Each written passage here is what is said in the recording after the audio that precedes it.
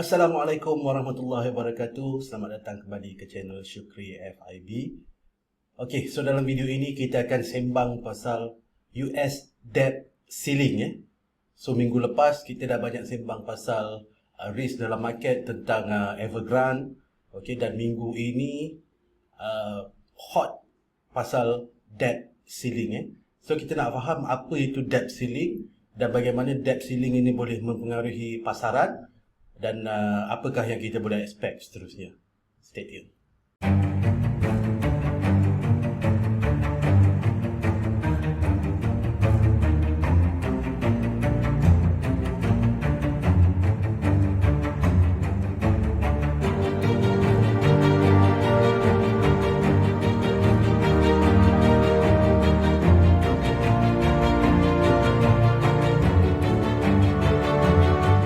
Okay, first kali kita nak faham apa itu debt ceiling Debt ceiling ini ialah limit hutang yang boleh dibuat oleh kerajaan Amerika So pada masa ini debt ceiling yang telah di-cap untuk US ialah 28 trilion. Okay, ini ialah hutang yang boleh dibuat oleh US government. Dan 28 trilion ini memang dah pun digunakan untuk hutang So meaning US mempunyai hutang sebanyak 28 trilion Satu angka yang tak terfikir 28 trilion tu banyak Saya rasa US ialah negara yang paling besar hutang bukan dalam dunia je tapi di seluruh alam So sangat-sangat banyak hutang dia Jadi apa yang berlaku sekarang ini ialah mereka perlu membayar faedah terhadap semua hutang-hutang ini, okey, dan kemudian di samping itu perbelanjaan untuk pengurusan juga harus dibayar. Okey, jadi di manakah datang fund untuk membayar segala hutang-hutang ini dan segala komitmen ini? So basically untuk government dia ada dua kaedah untuk mendapatkan fund. Satu ialah menaikkan cukai, okey, dan yang kedua ialah membuat pinjaman, iaitu melalui bond market. Alright, so ini yang berlaku sekarang ini ialah tax tak cukup untuk cover defisit yang berlaku. Okey, jadi mereka perlu terus membuat hutang yang baru.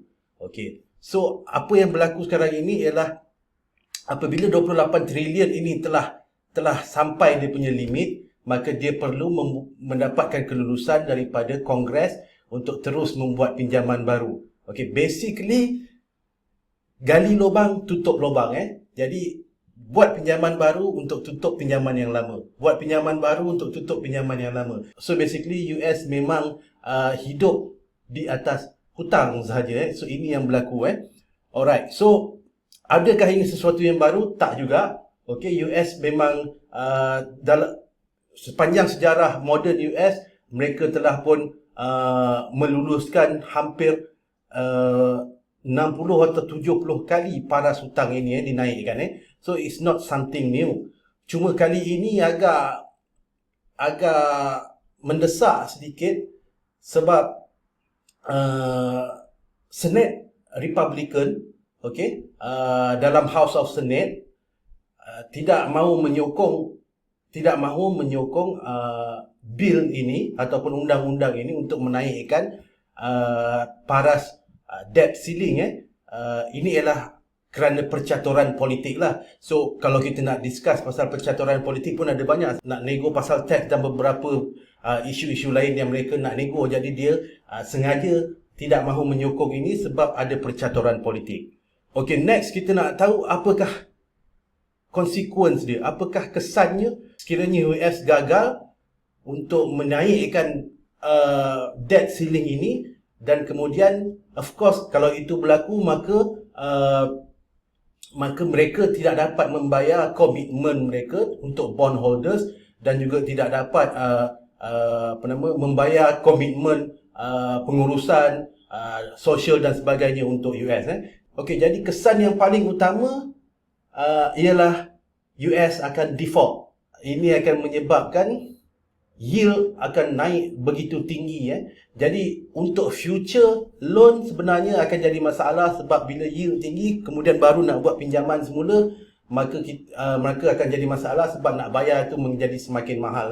Jadi adalah penting untuk yield pada masa ini kekal pada peringkat ini, pada paras ini, dan sekiranya US default, meaning kita boleh expect yield akan naik begitu tinggi dan akan menyebabkan US lebih bermasalah untuk membuat pembayaran sebab interest sudah menjadi semakin tinggi. Mengikut penganalisa daripada Moody's, dia menjangkakan sekiranya US gagal untuk membayar komitmen dia, maka dia akan menyebabkan US ekonomi kehilangan 6 juta pekerjaan dan menghilangkan 15 trilion household wealth, kekayaan, dan juga akan menyebabkan unemployment meningkat sehingga ke 9 atau 10%. So basically ini akan menyebabkan huge recession. Jadi kalau US berada dalam recession, meaning the whole world juga akan berada dalam recession. So ini ialah sesuatu yang harus dielakkan. Dan of course yang ketiga ialah kesan dalam pasaran. Maka kita akan, sekiranya US default, kita boleh expect market akan crash. Bagi saya market mungkin akan crash dengan kuatnya. Kalau hari itu waktu pandemik COVID-19, S&P 500 crash 30% lebih kurang, dan saya rasa sekiranya ini juga berlaku untuk krisis debt ceiling ini, maka saya menjangkakan juga bahawa market berpotensi untuk crash setidak-tidaknya sebagaimana crash pandemik COVID-19. So ini ialah sesuatu yang kita akan terus perhatikan, dan kesannya bukan sahaja terhadap pasaran saham, dia juga melibatkan pasaran kripto, dan juga pasaran komoditis, juga semua terlibat, pasaran bond semua terlibat. Jadi kita akan terus mengikuti perkembangan ini. So stay tune kalau tuan-tuan ingin mendapatkan terus perkembangan tentang berkenaan dengan ekonomi dan pasaran global. Make sure you guys subscribe kepada channel